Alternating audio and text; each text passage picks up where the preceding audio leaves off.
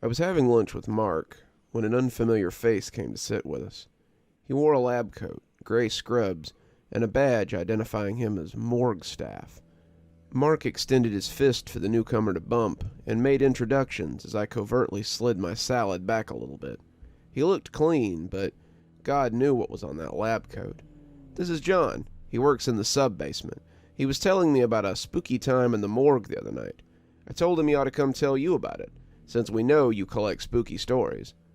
I looked at John, telling him to go on and tell it, and he steepled his fingers and grinned knowingly. "It's a weird one, but I suspect you've heard more than one weird story here. This place is an odd epicenter of strangeness, and more than one person has told me that strange things just happen here sometimes." I told him to quit stalling, but I said it kindly. It happened a couple of nights ago, while I was staying late to file some paperwork. John pushed the body back and closed the door, the cold air making him shiver as it whooshed out. Updating his paperwork. John was staying late to finish up a report on an important autopsy they had done earlier that day, and it was vital that he got it done by tonight. As he sat writing, making notes on the body chart, he heard the strange tapping for the first time. He looked up from his report, thinking it was the pipes in the sub-basement. They were notoriously dodgy when it came to stability, the 6-story gargantuan having been built on top of it, one floor at a time. The immense pressure that hung over his head would have driven a normal person insane, but to John it was just another day in the tombs. When you worked around death, it was hard to think about one's imminent crushing. John went back to his work, scribbling notes about wounds they had found and the condition of the organs beneath. The body had been the victim of a rather nasty gang hit. Unfortunately for both the man and the gang that had killed him, he was an undercover cop trying to get information for an arrest. The cops sent the body to Kashmir General in the hopes that the gang wouldn't find out they'd been identified, but John didn't figure there was much of a chance of that. The gangs were better connected than the police, and he was sure that they were already scrambling to find out exactly what they had found. John looked up as the tapping came again, his scritching pen stalling as he listened for the source. It sounded like someone was tapping their fingers on the door to the morgue, a large metal roll door that opened sideways and took up a large part of the far wall. It was 3 taps, each about 3 seconds apart, and it would scamper across his ears roughly every 20 seconds or so. The morgue was a big open room with metal tables and wall freezers, so the sound was hard to pinpoint with any real accuracy. The fact that the room was mostly a concrete box didn't help matters either, and the longer he listened, the more John was certain that someone was tapping on the roll door. He got up and walked across the long, cold stretch of tile, checking his watch as his booties scuffed the familiar distance. It was 10:30 at night. There shouldn't be anyone in the sub-basement after 9. Hell, he shouldn't even be down here. But the workload demanded it, and there was only a little more to be done, perhaps an hour at the most. But it would require him to get done with his notes and seal them in the envelope Detective Moore had been nice enough to include. He hoped, for a fleeting moment, that Rebecca might have stopped by for a visit. They had made plans to hang out that night, but had to reschedule when this case had been dumped in his lap. He almost expected to see her there as he slid the door open. Her, or maybe some harried ambulance driver with a late-night delivery. But as the door creaked open, he found only the empty hallway. He looked up and down the dingy little space, the elevator sitting placidly with its doors closed, and the double metal grate that led up to the street sitting equally as unused. John cocked his head, listening for the knocking, but it appeared to have stopped for the moment. Sliding the doors closed, he returned to his seat and got back to work. Maybe, if he got done soon, he could text Rebecca and she would still want to hang out with him at his place, he thought as he sucked on the end of his pen and thought less than scholarly thoughts. When the tapping suddenly scurried across his ears again, he was shaken from his warm daydream and brought back to reality. What the hell was that? Was it mice? They did sometimes get vermin down here, but it was rare. Ever since they had fired Dumphy, the rats had gone down without him to leave chips and food out to attract them. Besides, rat skitters were different, John reminded himself. It could still be the pipes, but that was usually more of a liquid sound. No, the longer John listened to it, the more it sounded like fingers drumming on metal. He kept looking, his mind racing as he tried to find the source of the tapping. and that was when his eyes settled on the rows and rows of cooler doors. There were 20 in all, long drawers capable of holding a single body in each, and as he watched them, he heard the tap, tip, tap of fingers inside one of the drawers. John felt a chill creep up his spine as he tried to put the idea out of his head. There was nothing in that cabinet that could be tapping, none of them hiding anything particularly lively. He currently had 8 bodies, one of them the diced-up body of the undercover cop he'd been working on, but none of them could have been the source of the tippy-tapping. John didn't want to check out that tapping, but what if something was in one of those cabinets? What if there was a rat in one of them? John had seen 1 or 2, the big kind that often came out of the sewers. If a big fat wharf rat was in there nibbling on a corpse, John would find himself out on his ass, just like poor old Dumphy. The body freezers were 4 coolers high and 5 coolers long. The 5 on top, all currently full. The 3 below the middle drawer were full, and it made a crude sort of T. As John stood trembling before the coolers, he heard those 3 hollow taps again. Nothing in there could make that noise, but he heard it plain as day. Tip, tap, tip. The sound of fingers tapping on the metal door. His hands trembled as he reached for the handle in the 3rd freezer, the puff of air making goosebumps pop up on his arm as he opened the door to peek inside. A blonde woman about 25, nude with an X-shaped wound on her chest that had been stapled up, greeted him mutely.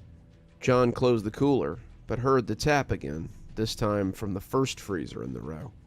He reached for the handle, hearing the tap, tip, tap, as his hand shuddered before wrapping around the cold metal. He opened it slowly, fearing his knocking knees would join the tapping, but inside was a very still old man with knees that wouldn't quite lay down. He was naked too, his chest equally stapled, and when John closed the freezer door, he heard that tip-tap-tip again. He glanced down to the far side, the 4th in line this time, and closed the door to the old man's chute as he walked away. The tap, tip, tap seemed louder now, more clattery than hard, and John was starting to think about running away. Did he really want to know what was making that sound so badly? He could just take his papers up to the cafeteria, a place that would be half dark and very quiet now. He could escape the tip-tap-tip, or whatever was banging on the drawer. But John needed to know. He reached for the handle while his nerves still held, and wrenched it open quickly. Inside, amidst the cold smoke, was the body of Officer Clive Daniels, his naked form looking like a dartboard. He lay placidly enough upon his slab, but John did a double-take as he looked at his face. He thought for a moment that someone had put a mask over Clive's face, the white standing out against his black skin, but as it fluttered feebly, John realized what it was. It was a moth, one of the largest he had ever seen. It lay perfectly over his face, so that the markings of his wings looked like huge, staring eyes. Clive appeared to be looking at the roof of the chute with amazement, and as John reached out to lift the moth off him, it flapped feebly again. This had clearly been what he had heard. The moth had been stuck inside when he closed Clive back in, and he'd been bumping against the door, hoping to get out of the cold. It lay in John's hand, taking up both palms. John turned back to his desk, but was suddenly overcome with a strange urge. Holding the moth in his left hand, he reached out with his right and tapped the inside of the door. Tonk, tonk, tonk. It didn't sound like the sound he had heard, or the sound he would have heard from the fingers of Mr. Daniels, were he to reach out and knock. The sound he had heard was higher, more clattery, like bones. The moth took flight then, flapping across the space, and John turned to watch. It was surreal, like something in a dream, and John suddenly wondered if he had fallen asleep at his desk. As he watched the moth waft towards the door, John was momentarily transfixed, turning away from the cold breeze billowing from the chute, and if he hadn't turned, he would have lost his fingers to the swinging door. It slammed shut as he watched the moth, making him jump like a scalded cat. That tapping was back, 100-fold. It tapped, tip, tap, tip, over and over again, and John could hear it coming from all the doors. It rattled the freezers, shaking the handles as the tapping became faster and faster. The doors jounced and bucked, threatening to break open and spill their angry contents across the office. It wasn't just the 8 cabinets that were occupied either. All 20 cabinets were shaking and bucking as John watched them fearfully. When he bumped against the long tables they used for autopsies, John became aware that he'd been backing up. He heard it rattle as he shook, the fear overwhelming him, and when he ran, he almost forgot to close the door behind him. He slammed it shut, running the lock as he heard the rattling cabinets clamoring behind him. He left the report on the table and didn't stop fleeing until he was safely in his car. He'd seen enough to make him promise never to be alone in the morgue at night again. I'd just finished the last bite of my salad, my mouth dry as I heard about the rattling morgue cabinets. Bet your boss was pretty mad when he found out you hadn't finished that report. John nodded, grinning ruefully. He was, until I told him what had happened. He softened a little, showing me the folder with the report in it that he had finished. I should have told you that might happen, but it's usually better to let people see it for themselves. It's the reason that no one stays past dark down there. I didn't have to add much to complete it, but next time, make sure you don't dilly-dally. It's a little more lively after dark than most people might believe. He got up then, saying he needed to get back to work. Mark nodded. Interesting enough for you? I nodded back. Very. Thanks, dude.